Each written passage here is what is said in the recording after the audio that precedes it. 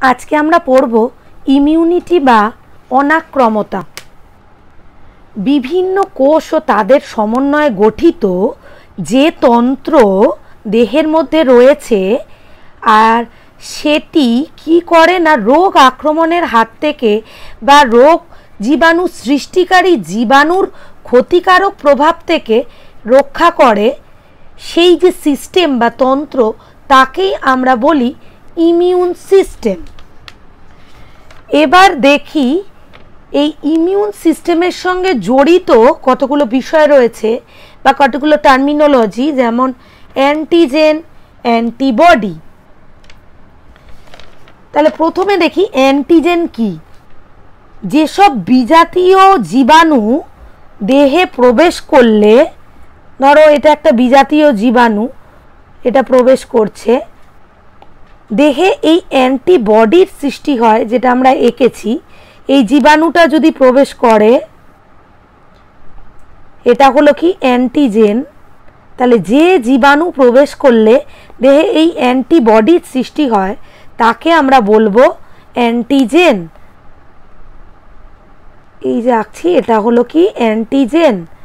এটা যদি দেহে প্রবেশ করে তাহলে আমাদের দেহে কি সৃষ্টি হবে না অ্যান্টিবডি। তাহলে এই যে বিজাতীয় জীবাণু তাকে আমরা বলি অ্যান্টিজেন। এবার দেখি এই অ্যান্টিবডি কি।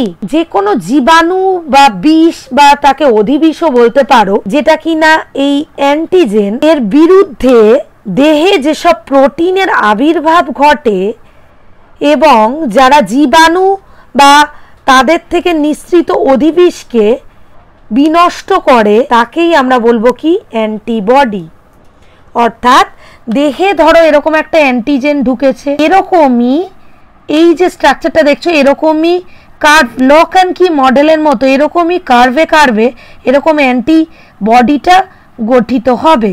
অর্থাৎ অ্যান্টিজেন যেরকম গঠন সেরকমই অ্যান্টিবডি গঠিত হবে, সেরকম কার্ভে কার্ভে লেগে যাবে এবং শরীরে এই অ্যান্টিজেন ঢুকলে এই অ্যান্টিবডি গঠিত হয়ে অ্যান্টিজেনটাকে কি করবে, মেরে ফেলবে। তাহলে শরীরে এই বিজাতীয় জীবাণুটা ঢুকলে শরীরে যে প্রোটিন জাতীয় পদার্থটা সৃষ্টি হচ্ছে তাকেই আমরা বলছি অ্যান্টিবডি। যেরকম অ্যান্টিজেন আমাদের শরীরে ঢুকছে সেরকম স্পেসিফিক কিন্তু অ্যান্টিবডি গঠিত হবে।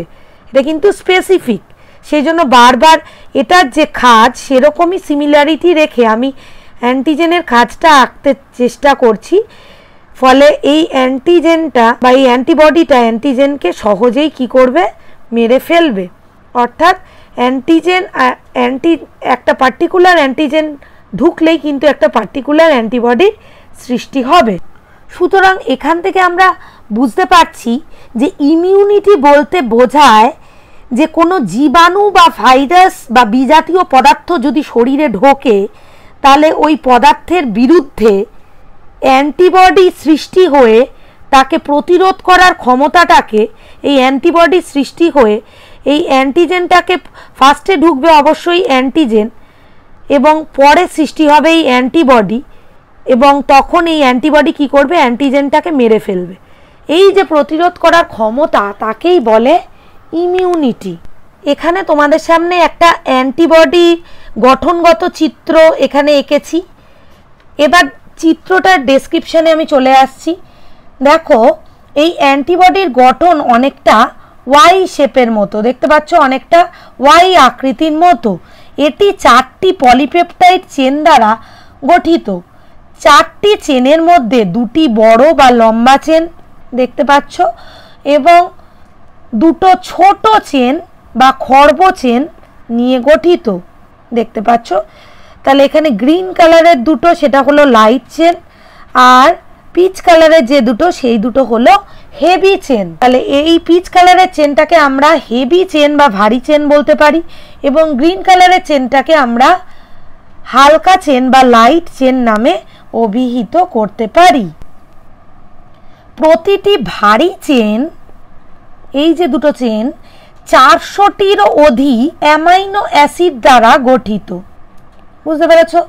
এই যে পুরো চেনটা দেখতে পাচ্ছ এটা 400-এরও অধিক অ্যামাইনো অ্যাসিড দ্বারা গঠিত এবং প্রত্যেকটা হালকা চেন মানে এই গ্রিন কালারের চেন 2টো 200টি অ্যামাইনো অ্যাসিড দ্বারা গঠিত। 4টি পেপটাইড চেন পরস্পর ডাইসালফাইড বন্ড দিয়ে সংলগ্ন থাকে। এই যে দেখতে পাচ্ছ ডাইসালফাইড বন্ডগুলো, ডাইসালফাইড বন্ড দিয়ে এরা জুড়েছে, পরস্পর সংলগ্ন থাকে এবং এই বন্ড দ্বারা সংলগ্ন থেকেই এই ওয়াই আকৃতির গঠনটা কিন্তু এরা সৃষ্টি করেছে।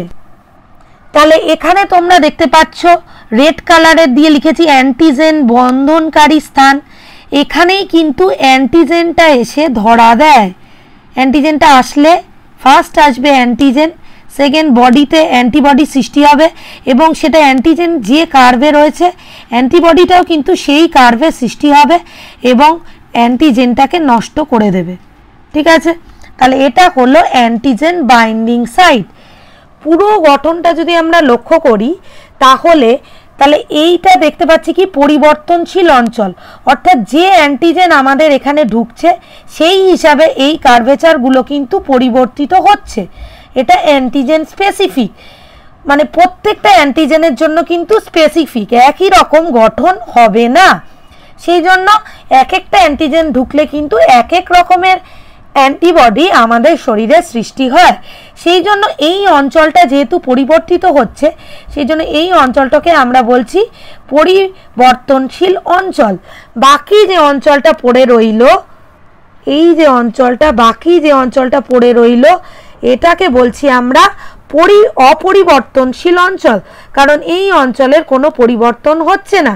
সেই জন্য এই বাকি অঞ্চলটা হলো অপরিবর্তনশীল অঞ্চল। আর এই অঞ্চলটা ছিল কি আমাদের পরিবর্তনশীল অঞ্চল, কারণ এটা অ্যান্টিজেন স্পেসিফিক, যে হিসাবে আমাদের শরীরে অ্যান্টিজেন ঢুকছে সেই হিসাবে এই অঞ্চলটা পরিবর্তিত হচ্ছে। এই অ্যান্টিবডির গঠনটাই যদি আমি একটু ডিটেলে দেখি তাহলে দেখো অ্যান্টিবডি অণুর গঠন ডিটেলে আরটু যদি ডেপলি দেখি তাহলে দেখব এটা তো প্রথমে দেখেছি একটা ভারী চেন, দুটো ভারী চেন এবং দুটো হালকা চেন নিয়ে গঠিত দেখেছি। এবার যদি ডিটেলে দেখি দেখব যে এখানে কতগুলো ডোমেন আছে। এখানে দেখতে পাচ্ছ এটা হলো ডোমেন, এইগুলো হলো এক একটা ডোমেন, দেখেছো? আর সেই ডোমেনগুলোর মাঝখানে কি রয়েছে, এইগুলো ডাইসালফাইড বন্ড। এখানে দেখো এই চিহ্ন দিয়ে আমরা ডাইসালফাইড বন্ডকে চিহ্নিত করেছি। এই যে ডটেড এটা হলো ডাইসালফাইড বন্ড, এর মাধ্যমেই কিন্তু দুটো লং চেন এবং দুটো লাইট চেন, মানে দুটো হেভি চেন এবং দুটো লাইট চেন যুক্ত হয়েছে এই ডাইসালফাইড বন্ডের মাধ্যমে। মাঝখানে যে দুটো ডাইসালফাইড বন্ড আছে একে আমরা বলি হিঞ্জ অঞ্চল। এবার যদি অংশগুলো দেখি তাহলে দেখো ভিএল এর দ্বারা আমরা বুঝিয়েছি পরিবর্তনশীল হালকা চেনের ডোমেন, যেটা ডাইসালফাইড বন্ড দ্বারা যুক্ত এবং একটা ডোমেনের সৃষ্টি করেছে। এবার দেখো যদি আমরা ভিএইচ বলি তাহলে এটা হলো পরিবর্তনশীল ভারী চেনের ডোমেন। আমরা জানি এটা ভারী চেন, তাহলে পরিবর্তনশীল ভারী চেনের ডোমেন। আমরা জানি যে এই অংশটুকু হলো পরিবর্তনশীল অঞ্চল। সেরকমই CH1, CH2, CH3 মানে এই অঞ্চলগুলো অবশ্যই কোথায় রয়েছে দেখতে পাচ্ছ যে অঞ্চলগুলো রয়েছে ভারী চেনে। এই অঞ্চলগুলো হলো অপরিবর্তনশীল ভারী চেনের তিনটে ডোমেন। আমরা জানি যে এই অংশটা হলো অপরিবর্তনশীল অর্থাৎ ফিক্সড, কিন্তু এই অঞ্চলটা দেখতে পাচ্ছ এটা কিন্তু অপরিবর্তনশীল, আর এই অঞ্চলটা হলো কি পরিবর্তনশীল। তাহলে অপরিবর্তনশীল অঞ্চলে রয়েছে CH1, CH2, CH3 এই তিনটে ডোমেন। তাহলে এটা হলো অপরিবর্তনশীল ভারী চেনের তিনটে ডোমেন, তোমরা লক্ষ্য করছো, এবং সেটা ডাইসালফাইড বন্ড দিয়ে সংযুক্ত। এবার দেখো পরে যদি চলে আসি Cl অপরিবর্তনশীল হালকা চেনের ডোমেন। Cl দ্বারা বোঝানো হয়েছে অপরিবর্তনশীল হালকা চেনের ডোমেন। এইটা অংশটা জানো অপরিবর্তনশীল, তাহলে গ্রিন সেই জন্য হলো অপরিবর্তনশীল হালকা চেনের ডোমেন। তাহলে তোমরা এখান থেকে উঠে আসছে কি আমাদের যে এইটা হলো পরিবর্তনশীল অঞ্চল আর বাকিটা হলো অপরিবর্তনশীল অঞ্চল। এর আরেকটা নামও আছে, এই যে এটা হলো পরিবর্তনশীল অঞ্চল, এটা হলো FAB অঞ্চল দেখতে পাচ্ছ, বা অ্যান্টিজেন বাইন্ডিং অঞ্চল। এখানে কিন্তু অ্যান্টিজেনটা বাইন্ড করে, বাকিটা সেমনি দেখতে পাচ্ছ যে এফসি অঞ্চল বা একে আমরা বলি ফ্র্যাগমেন্ট ক্রিস্টালাইজেবল, অর্থাৎ এটা হলো বায়োলজিক্যাল অ্যাক্টিভিটি মেডিয়েশন, অর্থাৎ এখানেই কিন্তু এই বাকি অঞ্চলটায় কিন্তু বায়োলজিক্যাল অ্যাক্টিভিটিগুলো ঘটছে। তাহলে এই অনুযায়ী আমরা দুটো অঞ্চল পাচ্ছি, একটা হলো এফএবি যেটা হলো এটা অ্যান্টিজেন বাইন্ডিং অঞ্চল, আরেকটা হলো এফসি বা যেটা হলো কনস্ট্যান্ট রিজিয়ন বা ফ্র্যাগমেন্ট ক্রিস্টালাইজেবল রিজিয়ন বা যেখানে বায়োলজিক্যাল অ্যাক্টিভিটিগুলো ঘটছে।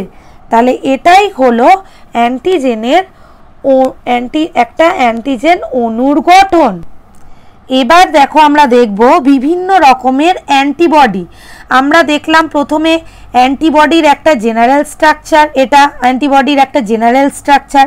এবার দেখলাম অ্যান্টিবডির একটা অনুগত গঠন।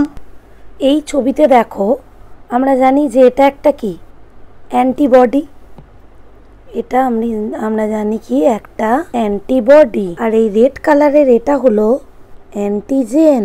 এখানে অ্যান্টিজেন অ্যান্টিবডি রিয়াকশানটা আমি তোমাদের দেখাচ্ছি। এই রেড কালারের এটা কি একটা অ্যান্টিজেন, আর এটা তো জানো যে অ্যান্টিবডির হেভি চেন দুটো আর লাইট চেন দুটো। এবার দেখো অ্যান্টিবডিতে বা প্রথমে ধরো অ্যান্টিজেনটা শরীরে প্রবেশ করেছে। অ্যান্টিজেনের একটা সাইড কীরকম, এরকম কার্ভযুক্ত। তাহলে অ্যান্টিজেনকে ক্যাপচার করতে গেলে এরকম কার্ভযুক্ত আকৃতিরই হতে হবে।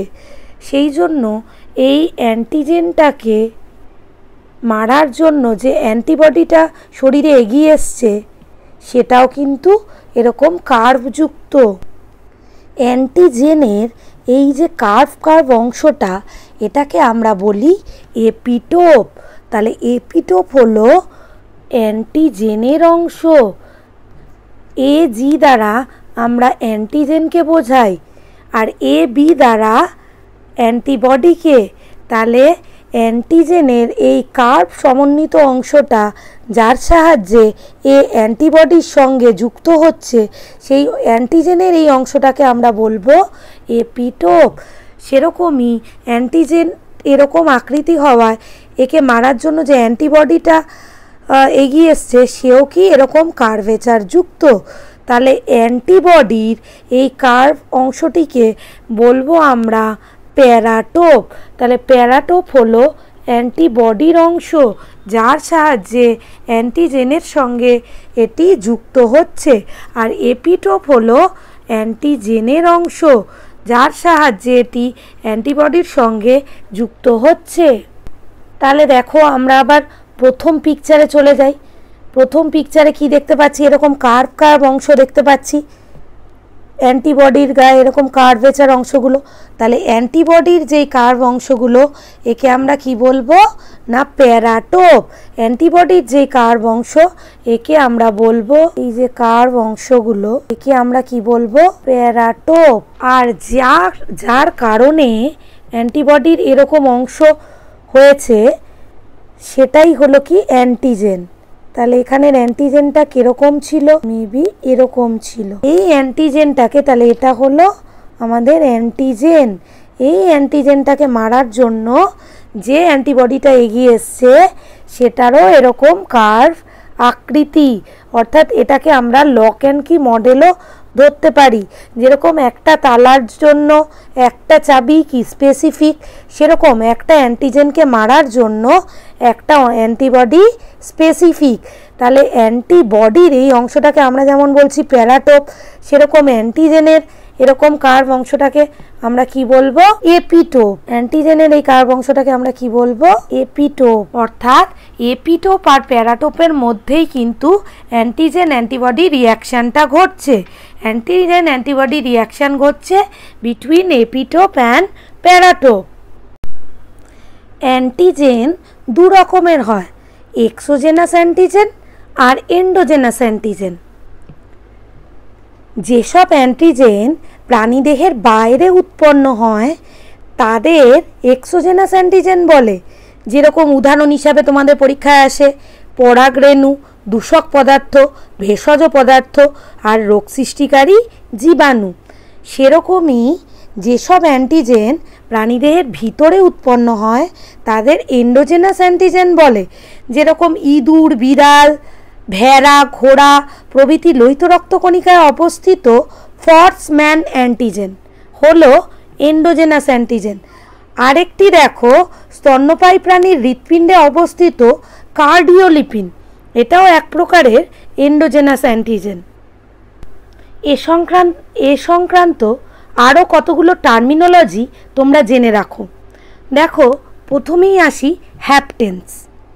হ্যাপটেন্স কি? স্বভাবত এটাই প্রশ্ন উঠবে। হ্যাপটেন্স হলো সর্বনিম্ন আণবিক ভরযুক্ত একটা রাসায়নিক পদার্থ যা পূর্ব থেকে তৈরি অ্যান্টিবডির সঙ্গে যুক্ত হতে পারে, কিন্তু নিজেরা এককভাবে অ্যান্টিবডি উৎপাদনে অক্ষম।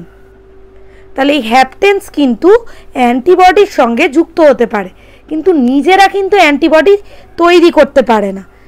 এরকম জিনিসকে আমরা কি বলবো? হ্যাপটেন্স বা অসম্পূর্ণ অ্যান্টিজেন। আরেকবার শোনো, সর্বনিম্ন আণবিক ভরযুক্ত রাসায়নিক পদার্থ পূর্ব থেকে তৈরি অ্যান্টিবডির সঙ্গে যুক্ত হতে পারে, কিন্তু নিজেরা এককভাবে অ্যান্টিবডি উৎপাদনে অক্ষম।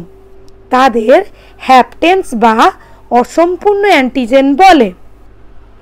নেক্সট দেখো, অ্যাডজুভেন্ট, অনাক্রমতা সংক্রান্ত প্রতিক্রিয়া সৃষ্টির তীব্রতা, মাইন্ড ইট, তীব্রতা বাড়ানোর উদ্দেশ্যে যে পদার্থকে অ্যান্টিজেনের সঙ্গে অথবা পৃথকভাবে দেহে প্রবেশ করানো হয় তাকে অ্যাডজুভেন্ট বলে। মানে অনাক্রমতা বা ইমিউনিটি পাওয়ারকে আরও তীব্র করার জন্য অ্যান্টিজেনের সঙ্গে যে পদার্থ মিক্স আপ করা হয় বা পৃথকভাবেও আমি শরীরের মধ্যে প্রবেশ করাতে পারি তাকে বলে অ্যাডজুভেন্ট।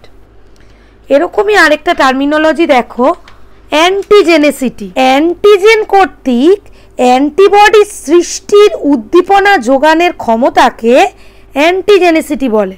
মানে কি, শরীরের মধ্যে যদি একটা অ্যান্টিজেন ঢোকে তখন আমাদের শরীরে কি তৈরি হয়? অ্যান্টিবডি। তাহলে অ্যান্টিজেন কর্তৃক এই অ্যান্টিবডি সৃষ্টির উদ্দীপনা যোগানোর ক্ষমতাটাকে, এই যে ক্ষমতা বা এবিলিটি, একেই বলে অ্যান্টিজেনেসিটি। নেক্সট দেখো, ইমিউনোজেনেসিটি। কোষভিত্তিক অনাক্রম্যতায় সাড়া যোগানের ক্ষমতাকে ইমিউনোজেনেসিটি বলে। সেল মিডিয়েটেড ইমিউনিটি তোমরা পরে অন্য একটা ভিডিওতে দেখতে পাবে যে কয় রকমের ইমিউনিটি হয়, সেগুলো পরে আরেকটা ভিডিওতে দেখে নিও। সেই কোষভিত্তিক অনাক্রম্যতায় সাড়া যোগানোর ক্ষমতাকে বলে কি? ইমিউনোজেনেসিটি। এখানে যে আমি কোষভিত্তিক অনাক্রম্যতার কথা বললাম, সেই অনাক্রম্যতা কিন্তু টি লিম্ফোসাইট বা টি সেলের সাহায্যে ঘটে।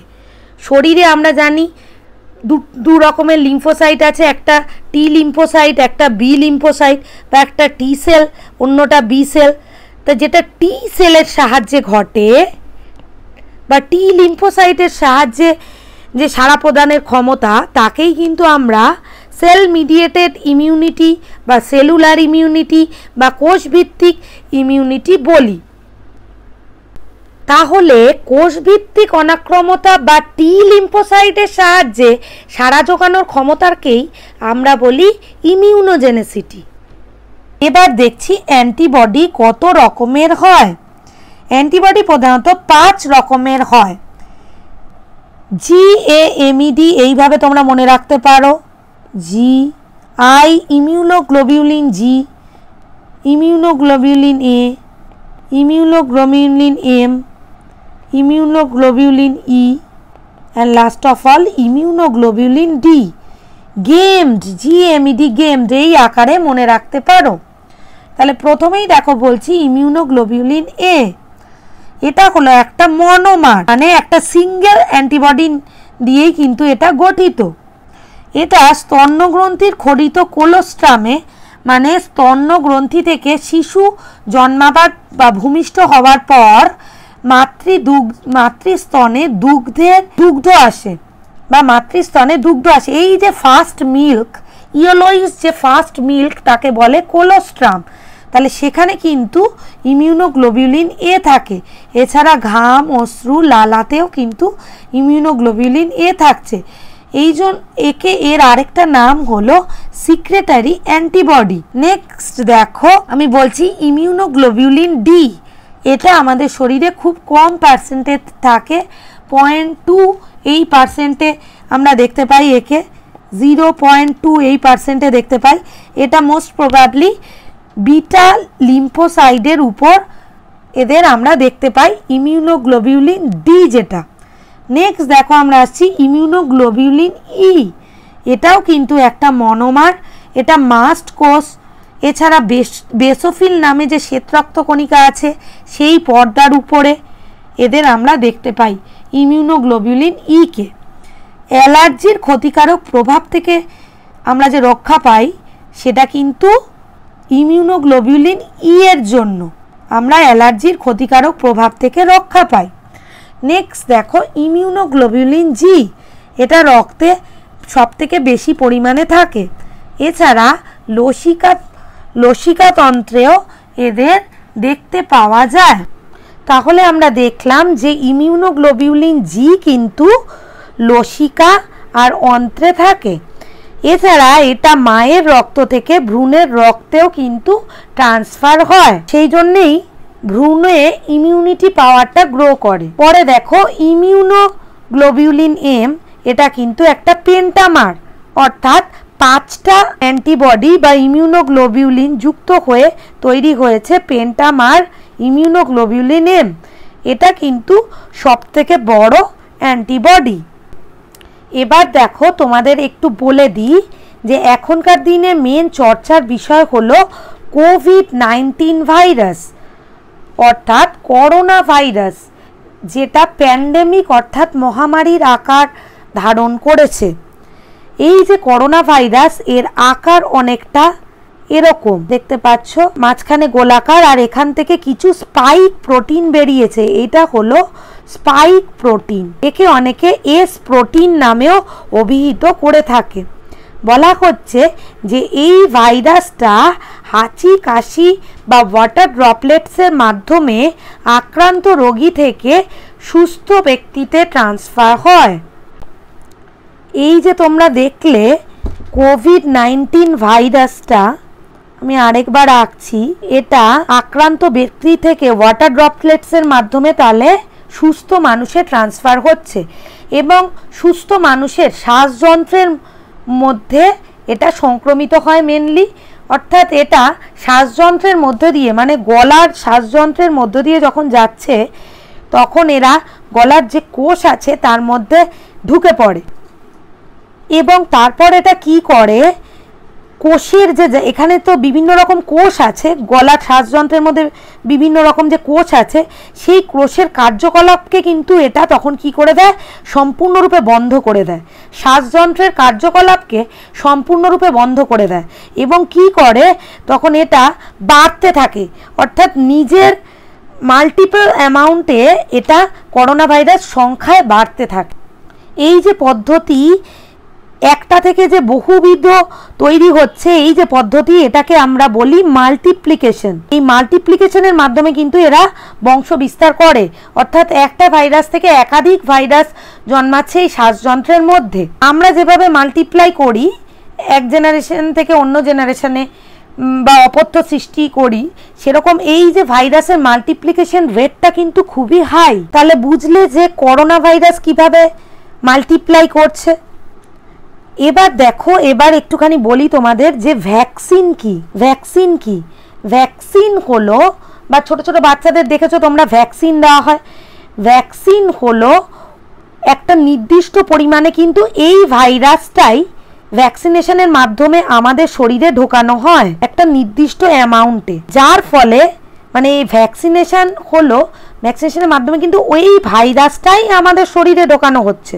ভালোভাবে বোঝার চেষ্টা করো, এই ভাইরাসটাই কিন্তু আমাদের শরীরে ঢোকানো হচ্ছে, কিন্তু এমন অ্যামাউন্টে ঢোকানো হবে যাতে আমাদের করোনা নামে রোগটা হবে না, কিন্তু এই ভাইরাসের বিরুদ্ধে একটা ইমিউনিটি পাওয়ার তৈরি হবে বা একটা অ্যান্টিবডি বা একটা মেমোরি সেল তৈরি হবে। এই যে অ্যান্টিবডি বা একটা মেমোরি সেলও বলতে পারো একে, তৈরি হবে এই ভাইরাসের বিরুদ্ধে।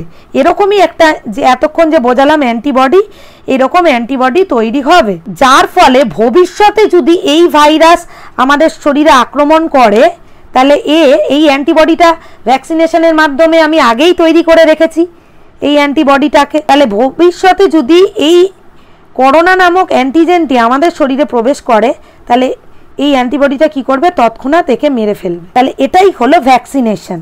তাহলে আরেকবার বলছি, ভ্যাকসিনেশন মানে হলো এই করোনা ভাইরাসটারই কিছু অংশ আমাদের শরীরে ঢোকানো, যার ফলে আমরা জানি যে কোনো কিছু বিজাতীয় বস্তু আমাদের শরীরে ঢুকলেই কি তৈরি হবে, অ্যান্টিবডি। তাহলে এই করোনা ভাইরাসেরই একটা নির্দিষ্ট অংশ যদি আমাদের শরীরে ঢোকাই, তাহলে তার বিরুদ্ধে একটা অ্যান্টিবডি মেমোরি সেল আকারে তৈরি হয়ে থাকবে। এই ভ্যাকসিনেশনটা নিয়েই কিন্তু আমরা রাস্তায় বেরোতে পারবো, কারণ রাস্তায় বেরোলে যদি আমরা করোনা ভাইরাস দ্বারা আক্রান্ত হই, তাহলে কি করবে, এই অ্যান্টিবডিটা যে তৈরি হয়ে গেছে ভ্যাকসিনেশনের মাধ্যমে, এই অ্যান্টিবডিটা যে এই তৈরি হয়ে গেছে ভ্যাকসিনেশনের মাধ্যমে, এ তৎক্ষণাৎ কি করবে, এই ভাইরাসটাকে মেরে ফেলবে। ফলে এই ভাইরাসের কারণ হেতু করোনা নামক যে রোগটা, সেটা কিন্তু আর হবে না। সেই জন্য কিন্তু ভ্যাকসিনেশনটা খুবই জরুরি। অর্থাৎ ভ্যাকসিন হলো এমন একটা জিনিস যেটা নেওয়ার ফলে আমাদের শরীরের যে প্রতিরক্ষা ব্যবস্থা, সেটাকে কি করে দেয় না, স্ট্রং করে দেয়।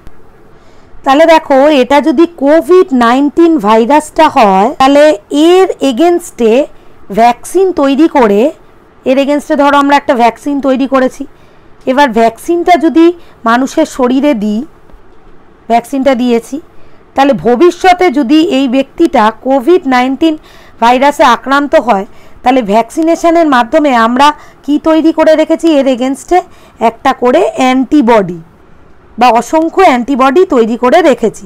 অ্যান্টিবডি দেখেছো তোমরা এই ওয়াই শেপে। তাহলে ভ্যাকসিনেশনের মাধ্যমে আমরা কি করেছি দেখো, এভাবে যদি আমি ডিটেলে বোঝাই, তাহলে এটা একটা মানুষ, একে ধরো আমি ভ্যাকসিন দিয়েছি এই মানুষটাকে। তাহলে এই মানুষের শরীরে কোভিড-19 বিরুদ্ধে একটা অ্যান্টিবডি তৈরি হয়েই রয়েছে, এই অ্যান্টিবডিগুলো এর শরীরে তৈরি হয়েই রয়েছে। এবার ভবিষ্যতে সে যদি এই কোভিড-19 ভাইরাসের সম্মুখীন হয় বা কোভিড-19 ভাইরাসটা যদি এই মানুষের শরীরে ঢোকে, তখন অ্যান্টিবডিগুলো কি করবে, এইভাবে ভাইরাসটাকে ধরে কি করে দেবে, নিঃশেষিত করে দেবে, পুরোপুরি নিঃশেষিত করে দেবে। আমরা জানি যে আমাদের সবার শরীরেই একটা জেনেটিক মেটেরিয়াল থাকে, সেটা মেবি হতে পারে ডিএনএ, মেবি হতে পারে আরএনএ, কিন্তু ভাইরাসের ক্ষেত্রে এই জেনেটিক মেটেরিয়ালটা কিন্তু আরএনএ। অর্থাৎ এই কোভিড-19 এই ভাইরাসটা কিন্তু একটা আরএনএ ঘটিত ভাইরাস। তাহলে এবার দেখি এই ভ্যাকসিনটা কি। ধরো এরকম একটা ভ্যাকসিন আমরা শিশিরের আকারে দেখতে পাই, যেটা মানুষের শরীরে ইনজেক্ট করা হবে। তাহলে এই ভ্যাকসিন বা এর মধ্যে কি আছে, এটা আমরা এখন দেখব। একটু আগে বললাম যে এটা একটা আরএনএ ঘটিত ভাইরাস। আমরা কি করব, এই আরএনএটার সিকোয়েন্সিং করব। করোনা ভাইরাসের মধ্যে যে আরএনএটা আছে তার সিকোয়েন্সিং করব, মানে এটা আরএনএটা কি কি দ্বারা গঠিত, সিকোয়েন্সিং করে জেনেটিক ইঞ্জিনিয়ারিং এর মারফতে এর কিছু চেঞ্জ ঘটাবো।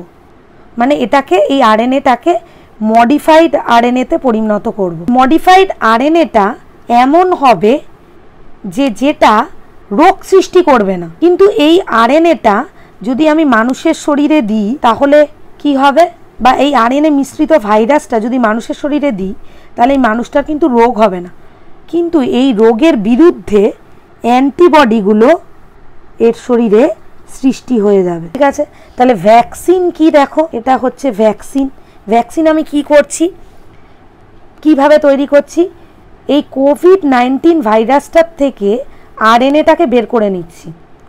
আরএনএটাকে বের করে নিয়ে এর সিকোয়েন্সিং করে এর জেনেটিক ইঞ্জিনিয়ারিংয়ের মারফতে এই আরএনএটার কিছু চেঞ্জ ঘটিয়ে মানে এমন চেঞ্জ ঘটাবো যে আরএনএটা দ্বারা কোনো রোগ সৃষ্টি হবে না, কিন্তু রোগের বিরুদ্ধে একটা অ্যান্টিবডি তৈরি হবে।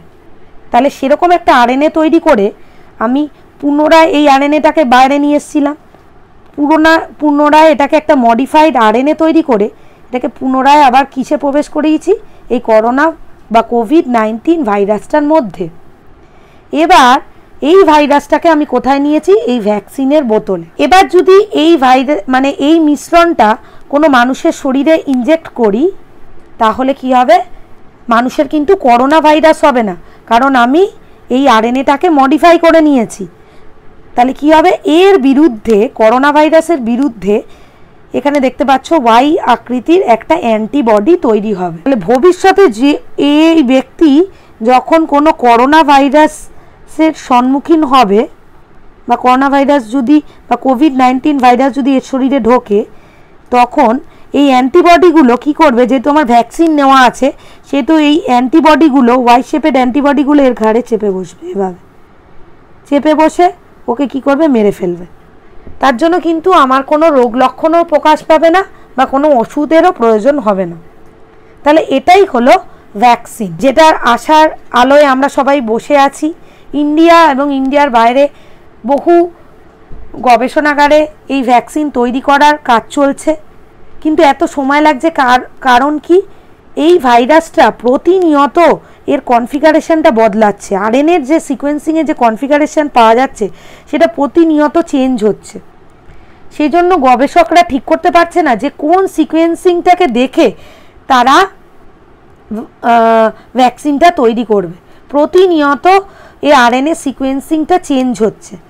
তাহলে এমন একটা ভ্যাকসিন বানাতে হবে যেটা কি না প্রত্যেকটা পরিবর্তিত আরএনএ করোনা বা কোভিড-19 ভাইরাসকে কাজ করে, বা প্রত্যেকটা কোভিড-19 ভাইরাসকে মারতে সক্ষম হয়। এখনো পর্যন্ত 11-12টা প্রজাতি করোনা ভাইরাসের প্রজাতি কিন্তু ছড়িয়ে ছিটিয়ে রয়েছে সারা বিশ্ব জুড়ে। তাহলে এমন একটা ভ্যাকসিন বানাতে হবে যেটা কিনা প্রত্যেকটা আলাদা আলাদা কনফিগারেশনের আরএনএ ভাইরাস ঘটিত করোনা ভাইরাসকে মারতে সক্ষম হয়। এমন একটা ইউনিক ভ্যাকসিন বানাতে হবে, ঠিক আছে, বা এমন একটা ইউনিক ভ্যাকসিনের মাধ্যমে এমন একটা অ্যান্টিবডি আমাদের শরীরে গ্রো করবে যেটা প্রত্যেক প্রকার করোনা ভাইরাসকে মারতে সক্ষম। তার জন্যই এত দেরি হচ্ছে।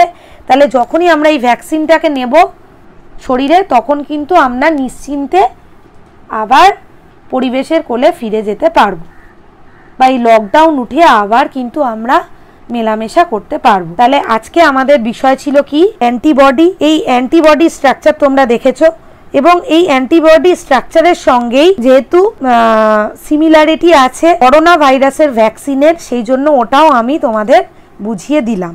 কারণ করোনা ভাইরাসের ভ্যাকসিন নিলে কিন্তু আমাদের শরীরে এই অ্যান্টিবডিটাই তৈরি হবে, যেটা কিনা করোনা ভাইরাসটাকে মারতে সক্ষম হবে। আমরা যেমন ব্যাকটেরিয়া যদি আমাদের শরীরে ঢোকে, তার জন্য কিন্তু আমরা কি খাই বলো তো, অ্যান্টিবায়োটিক। কোনো ব্যাকটেরিয়ার দ্বারা যদি আমাদের শরীর সংক্রমিত হয়, ব্যাকটেরিয়া দ্বারা ধরো কোনো মানুষের শরীর সংক্রমিত হলো, তখন কিন্তু আমরা খাই অ্যান্টিবায়োটিক। অ্যান্টিবায়োটিক যে ওষুধগুলো আছে তখন কিন্তু সেগুলো আমরা খাই। সেরকমই কোনো মানুষের শরীরে যদি কোনো ভাইরাস ঢোকে, তাই জন্য কিন্তু অনেক অ্যান্টিভাইরাল মেডিসিন আছে, কিন্তু এই অ্যান্টিভাইরাল মেডিসিনগুলো কিন্তু সবসময় কার্যকরী ভূমিকা পালন করে না। সেই জন্যই কিন্তু আমরা এই ভ্যাকসিনের আশায় বসে আছি, যে এই ভ্যাকসিন বানানোর মাধ্যমে হয়তো আমরা আমাদের শরীরে করোনা ভাইরাসের বিরুদ্ধে বা কোভিড-19 ভাইরাসের বিরুদ্ধে অ্যান্টিবডি বানাতে পারবো, যে কিনা আমাদের সারা জীবন এই করোনা ভাইরাসকে প্রতিহত করতে পারবে। বা এই সারা জীবনব্যাপী যদি আমরা পথ চলতে কোনো সময় করোনা ভাইরাস দ্বারা সংক্রমিত হই, তাহলে তৎক্ষণাৎ এই অ্যান্টিবডিটা আমাদের করোনা ভাইরাসটাকে মেরে ফেলবে এবং আমাদের শরীরকে সংক্রমিত হওয়ার হাত থেকে রক্ষা করবে। সেই জন্যেই কিন্তু আমরা ভ্যাকসিন তৈরির আশায় বসে আছি। ভ্যাকসিনই একমাত্র এই মহামারী আকার এই ব্যাধিকে রোধ করতে পারে। করোনা ভাইরাস মুক্ত একটা সুস্থ সমাজ পাওয়ার জন্য তাই আজ আমরা ভ্যাকসিনের উপর নির্ভরশীল হয়ে রয়েছে। কিন্তু এই ভ্যাকসিন আসতে কিন্তু সময় লাগবে 1 থেকে 1.5 বছর। তাহলে আমরা তো এখন কি করব? কারণ ভ্যাকসিনটা কতগুলো 1 2 3 কতগুলো স্টেজের মাধ্যমে, কতগুলো ট্রায়ালের মাধ্যমে সম্পন্ন হয়। তাহলে আমরা এখন কি করব? এই লকডাউনটা কি কন্টিনিউ হবে? আমাদের করতে হবে ইমিউন সিস্টেমটাকে বুস্ট আপ করতে হবে, মানে ইমিউনিটি পাওয়ারটাকে, আমাদের যে শরীরের যে ইমিউনিটি পাওয়ার সেটাকে আরও মজবুত করতে হবে। কারণ এই করোনার সঙ্গেই কিন্তু আমাদের বাস করতে হবে নেক্সট দিনগুলোতে। কারণ এতদিন মানে 1-1.5 বছর পর্যন্ত তো আমরা লকডাউনে বসে থাকতে পারি না, না? সেই জন্য আমাদের ইমিউনিটি পাওয়ারকে আরও মজবুত করতে হবে, তাহলেই আমরা সমাজে চলতে পারবো। এই ইমিউনিটি পাওয়ারকে মজবুত করার জন্য বা আরও স্ট্রংগেস্ট করার জন্য কি দরকার? রেগুলার এক্সারসাইজ এবং আমাদের ডায়েটটাও ঠিকঠাক ফর্মেশন দরকার।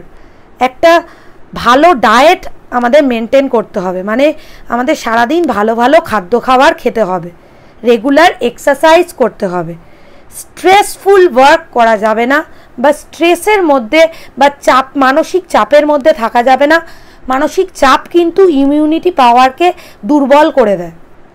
সাফিসিয়েন্ট অ্যামাউন্টে ঘুমাতে হবে, ভালো প্রত্যেক দিন রেগুলার এক্সারসাইজ করতে হবে এবং একটা হেলদি ডায়েট মেনটেন করতে হবে। তাহলে এই ভাইরাসের প্রাদুর্ভাব এত ঘটবে না, বা খুব সামান্য পরিমাণে অ্যাটাক করলেও সেটা খুব শীঘ্রই তার থেকে আমি মুক্তি লাভ করতে পারবো।